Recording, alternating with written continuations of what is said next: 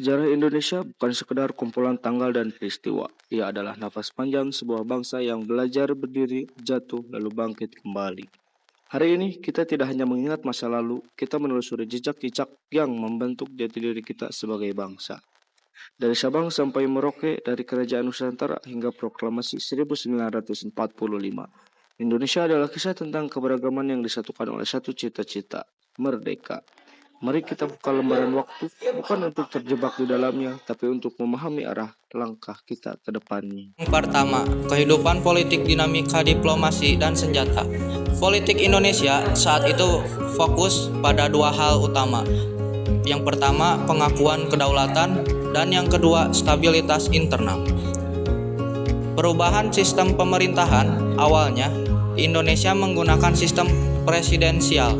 Namun, melalui maklumat Wapres nomor 10 dan maklumat pemerintahan 14 November 1945, sistem berubah menjadi parlementer. Kepala pemerintahan beralih ke tangan Perdana Menteri. Sultan Syahrir adalah yang pertama. Dinamika diplomasi melawan perjuangan fisik. Terjadi perdebatan antara kelompok yang menginginkan diplomasi dengan yang menginginkan perjuangan senjata. Hal ini menghasilkan beberapa perjanjian penting yang seringkali merugikan wilayah Indonesia secara de facto.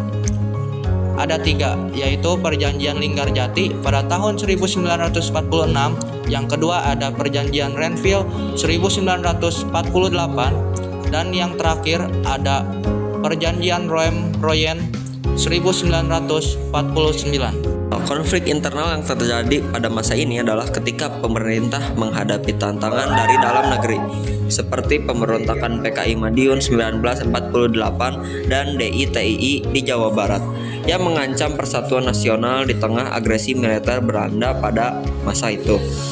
Lalu ada puncak diplomasi KMB, Konferensi Meja Bundar pada 1949 di Den Haag akhirnya membawa pengakuan kedaulatan. Meskipun Indonesia harus berbentuk negara federasi atau Republik Indonesia Serikat atau RIS untuk sementara waktu sebelum kembali ke NKRI pada 17 Agustus 1950. Yang di nomor 2 ada kehidupan ekonomi, kondisi yang terpuruk. Secara ekonomi, Indonesia berada dalam posisi yang sangat sulit akibat warisan penjajahan Jepang dan blokade Belanda. Yang pertama, hyperinflasi. Mata uang Jepang beredar secara tak terkendali karena tidak ada otoritas pusat yang mengatur. Untuk mengatasinya, pemerintah menerbitkan ORI atau singkatannya Uang Republik Indonesia pada 30 Oktober 1946 sebagai mata uang resmi pertama. Yang kedua, blokade laut oleh Belanda.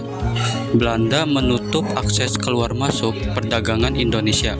Tujuannya adalah mencegah pengiriman senjata dan meruntuhkan ekonomi Indonesia agar rakyat tidak percaya pada pemerintahan Republik Indonesia. Upaya menembus blokade.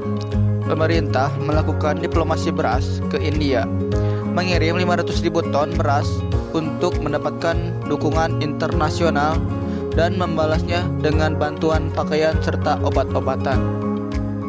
Selain itu, dibentuk badan perdagangan seperti Banking and Trading Corporation atau BTC untuk menembus blokade laut. Kebijakan ekonomi nasional. Pinjaman nasional, program pinjaman dari rakyat kepada negara untuk mengisi kas yang kosong. Konferensi Ekonomi 1946. Upaya menyatukan pandangan mengenai masalah distribusi makanan dan pakaian. Planning Board, badan perancang ekonomi, dibentuk untuk menyusun rencana pembangunan ekonomi jangka pendek. Tokoh-tokoh yang terlibat. Pada masa perjuangan 1945 sampai 1950 dapat dibagi ke dalam beberapa peran strategis, mulai dari negarawan, diplomat, hingga panglima militer. Berikut adalah beberapa tokoh sentral beserta peran penting mereka. Nomor 1, tokoh proklamator dan pemerintahan. Soekarno sebagai Presiden pertama RI, ia menjadi simbol pemersatu bangsa dan penggerak semangat rakyat di tengah agresi militer. Ia juga merupakan tokoh diplomasi yang berperan dalam perundingan internasional. Lalu ada Muhammad Hatta.